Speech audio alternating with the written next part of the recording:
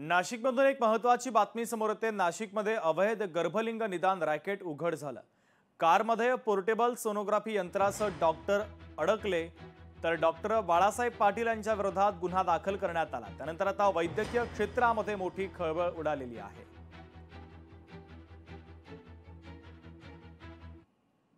तर हे मशीन नाशिकमध्ये इंदिरानगर बोगदा आहे उड्डाणपुलाच्या खाली, तिथे पोलीस पथकाला सापडलं आहे मशीन।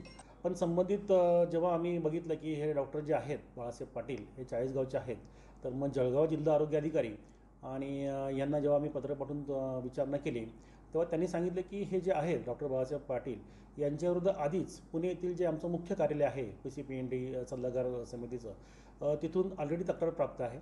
परंतु या सर्व प्रकाराच्या अनुषंगाने मला जनतेचं आव्हान करावंसं वाटतं की शेवटी मुलगा काय आणि मुलगी काय, शेवटी हे आपल्याला मिळालेलं हे एक वरदानच आहे।